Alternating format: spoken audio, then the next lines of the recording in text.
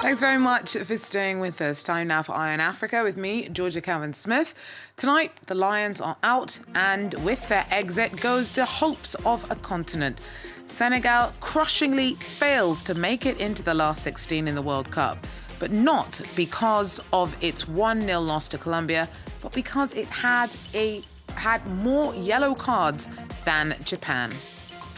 Also, we head to the border towns between Ethiopia and Eritrea, whose futures may be affected by the warming of relations between the long-time rival nations. Leaders of the two countries say they'll be meeting sometime soon. And at least 15 people are killed and dozens injured in a blaze at Nairobi's biggest outdoor market. The government says it will do what it can to stop the frequency that fires break out at Gikomba. But first, Senegal's exit on Thursday was the first time since 1982 that no African team has made it past the first round of the World Cup. The Teranga Lions lost 1-0 to Colombia, but could still have made it through if it weren't for fair play rules that Japan took full advantage of to make it through to the last 16. Now, they were booed off the pitch during their match with Poland, playing it safe after news of Colombia's 74th minute goal against Senegal filtered through.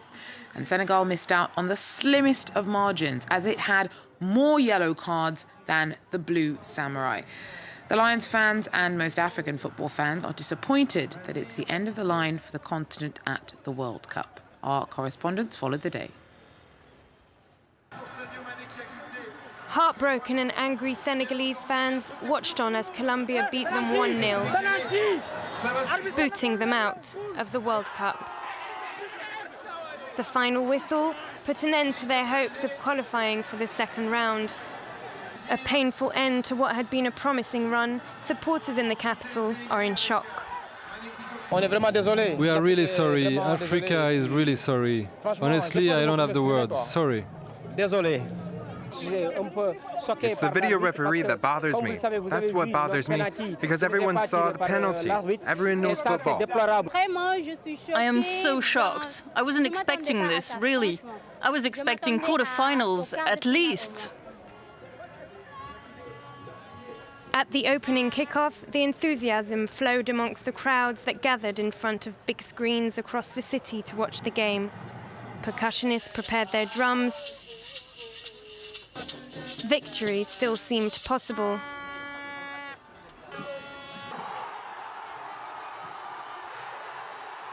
Vamos Senegal! Go Senegal!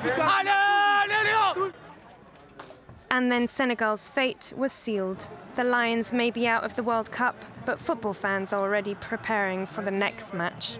Now the only team left for me to support is Portugal. I have a vision for Portugal, the team that plays collectively. The last African team to be knocked out of the World Cup, Senegal had big dreams of repeating their feat of 2002 when the Lions had reached the quarterfinals. Well, Addis says that its leader and that of Eritrea will meet soon. Details about when Ethiopia's new Prime Minister, Abiy Ahmed, and President Isaias Afwerki will meet are still being worked out. But the announcement indicates that decades of tensions between their countries continues to thaw. Eritrea's foreign minister paid an historic visit to Addis this week, heading over following an olive branch offered by Ahmed, his agreement to respect post-war borders settled in a peace deal back in the year 2000. The countries have skirmished over the issue over the years, but that could be set to change. Our correspondents headed out to the border regions. 150 kilometers from the Eritrean capital is the Ethiopian town of Zela Ambesa and its 10,000 residents. Kasai brings us to the border. It's been closed for more than 20 years. This area is called Gweleba. The land is cut in two. There's Ethiopia, there's Eritrea.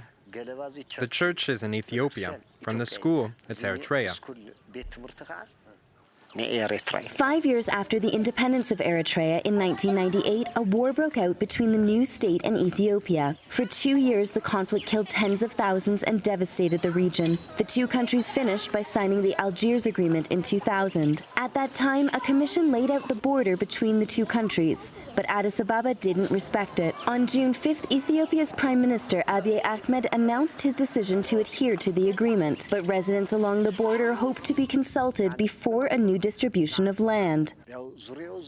All around the town there is Ethiopia and there is Eritrea, but the people are living together. They are mixed up and they know what land belongs to whom.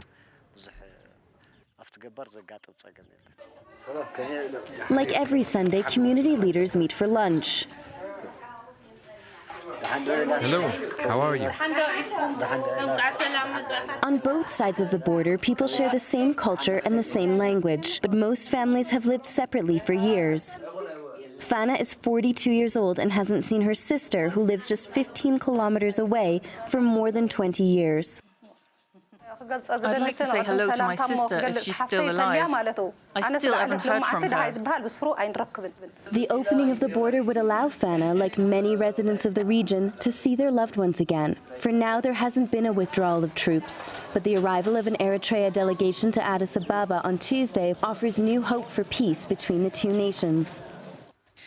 At least 15 people were killed and dozens injured in a blaze at Nairobi's biggest outdoor market. It's not clear what started the fire at Gikomba Market, but it is currently a crime scene. President Uhuru Kenyatta said the people of Nairobi are owed a clear and credible plan to end fires there. The crowded markets burned down several times over the last few years. Carolyn Thompson tells us more. This is definitely not the first fire. There have been many over the years. This is a very congested area. So Gikomba Market is the largest market in Nairobi. It's really one of the economic hubs because many of the smaller markets, they buy their goods from this one that receives most of the imports.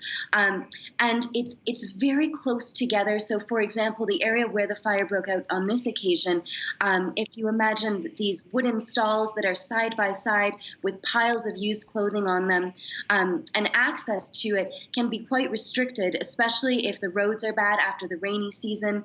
And as well, this area struggles with something that many parts of Nairobi do, which is access to water. So in some cases, if they are trying to access water, there can be cuts or a difficulty of getting it into the places that's needed.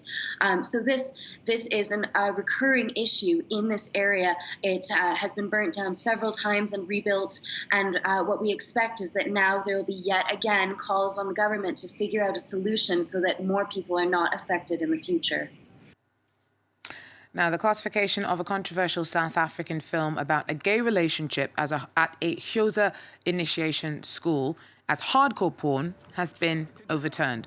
The High Court in South Africa ruled that the classification decided on by the Film and Publications Board Appeals Tribunal was unfair and unlawful.